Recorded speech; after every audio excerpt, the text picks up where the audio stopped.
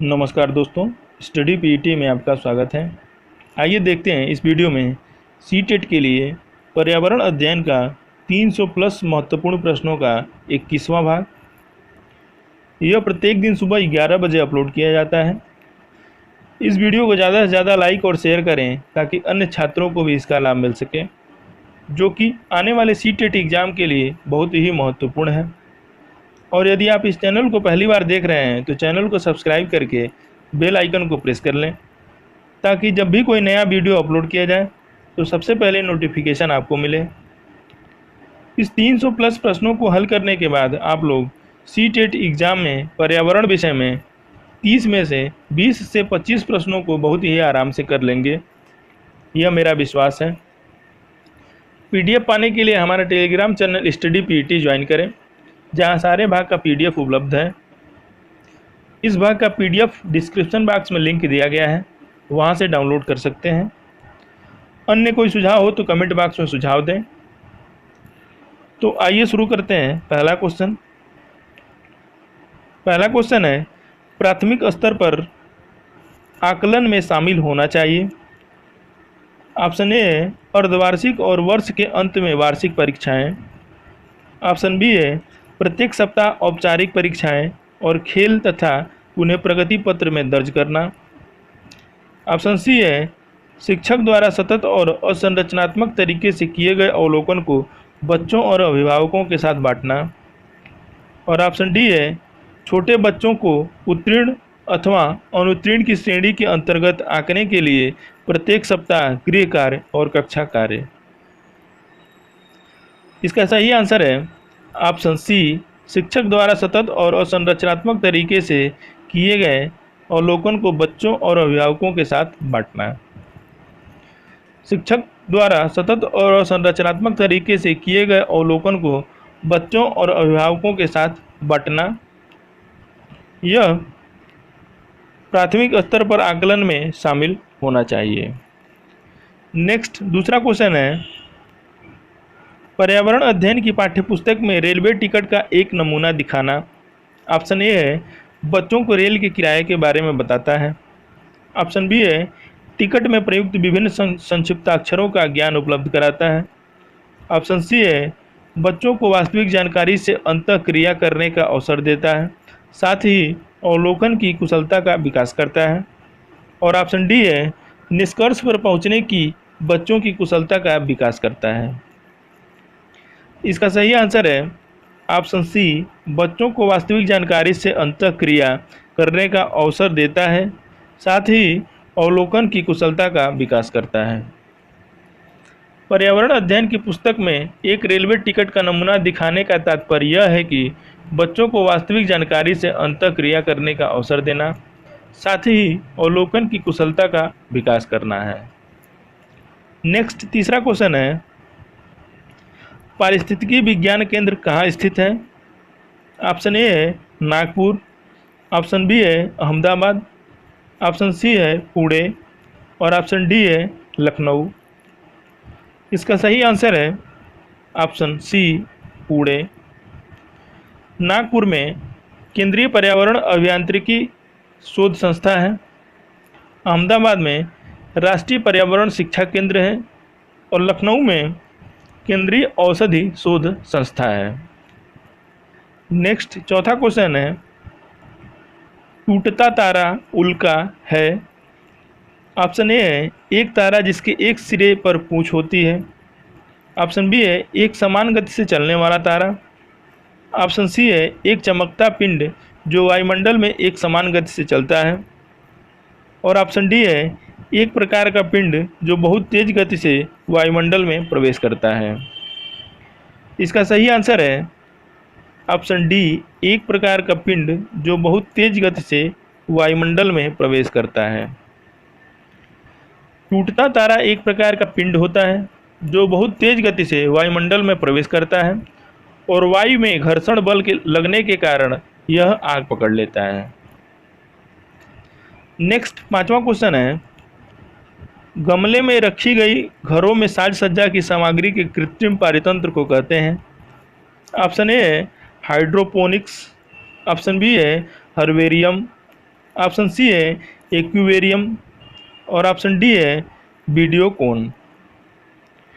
इसका सही आंसर है option B herbarium.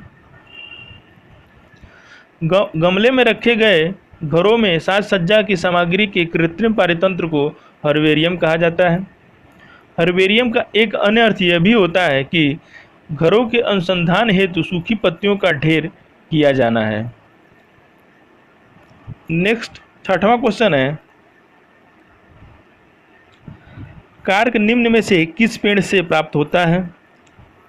Option A है डलबर्जिया, ऑप्शन बी है सेड्रस, ऑप्शन सी है क्वेरकस और ऑप्शन डी है अर्जिमोन। इसका सही आंसर है ऑप्शन सी क्वेरकस। कार्क ओक नामक वृक्ष की छाल से प्राप्त किया जाता है, जिसका वानस्पतिक नाम क्वेरकस सुबर है। इस पौधे की उत्पत्ति स्थल भूमध्य सागरीय क्षेत्र है।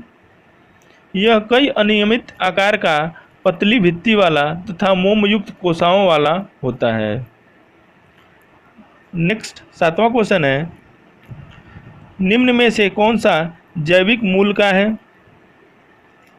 ऑप्शन ए है मूंगा, ऑप्शन बी है पन्ना, ऑप्शन सी है माणिक और ऑप्शन डी है पुखराज। इसका सही आंसर है ऑप्शन ए मूंगा। मूंगे छोटे छोटे जलीय जीव होते हैं तथा इसमें सुचारू रूप से जैविकीय पोषण की प्रक्रिया संचालित होती है। पारिस्थितिकी की दृष्टि से ये अत्यंत संवेदनशील होते हैं तथा वर्तमान में ग्लोबल वार्मिंग का इन पर प्रतिकूल प्रभाव पड़ रहा है। नेक्स्ट 8वां क्वेश्चन है, अभिभावक शिक्षा अंतःक्रियाओं को उपलब्ध कराने का मुख्य उद्देश्य है। ऑप्शन ए है एक दूसरे के साथ सामाजिक संबंध करना, ऑप्शन बी है एक दूसरे की कमियों को उजागर करना, ऑप्शन सी है विद्यालय में हो रहे क्रियाकलापों के बारे में जानकारी को साझा करना और ऑप्शन डी है पुनर्बलन और सुधार के लिए बच्चे की योग्यताओं और कमजोरियों के बारे में चर्चा करना। इसका सही आंसर है ऑप्शन डी पुनर्बलन और सुधार के लिए बच्चे की योग्यताओं और कमजोरियों के बारे में चर्चा करना। अभिभावक शिक्षा अंतःक्रियाओं को उपलब्ध कराने का मुख्य उद्देश्य यह है कि पुनर्बलन और सुधार के लिए बच्चों की योग्यताओं और कमजोरियों के बारे में चर्चा करना, जिससे शिक्षार्थियों की कमजोरियों और योग्यताओं की जानकारी अभिभावकों को हो सके और वह उसमें सुधार कर सके। नेक्स्ट 9वां क्वेश्चन है, पर्यावरण अध्ययन पाठ्यपुस्तकों में अभ्यास एवं गतिविधियों को कब उपलब्ध कराना चाहिए? ऑप्शन ए है प्रकरणों में अंतःनिर्मित, ऑप्शन बी है पुस्तक में अलग अलग स्थानों पर, ऑप्शन सी है पाठ के अंत में और ऑप्शन डी है इकाई के अंत में। इसका सही आंसर है ऑप्शन ए प्रकरणों में अंतःनिर्मित। पर्यावरण अध्ययन की पाठ्यपुस्तकों में अभ्यास एवं गतिविधियों के प्रकरणों में ही अंतःनिर्मित होना चाहिए, ताकि विद्यार्थियों के अधिगम अनुभवों उसमें आने वाली कठिनाइयों आदि की पहचान किया जा सके और उपराचरात्मक शिक्षण के माध्यम से इन कठिनाइयों को दूर किया जा सके। नेक्स्ट 10वां क्वेश्चन है, डिसलेक्सिया मुख्यतः किसकी समस्या के साथ संबंधित है? ऑप्शन ए है पढ़ने, ऑप्शन बी है बोलने, ऑप्शन सी है सुनने और ऑप्शन डी है बोलने और सुनने। इसका सही आंसर है ऑप्शन ए पढ़ने। डिसलेक्सिया को 1881 में ओसवाल्ड बरखान ने पहचाना और 1887 ईस्वी में रुडोल्फ ने इसका नाम डिसलेक्सिया रखा।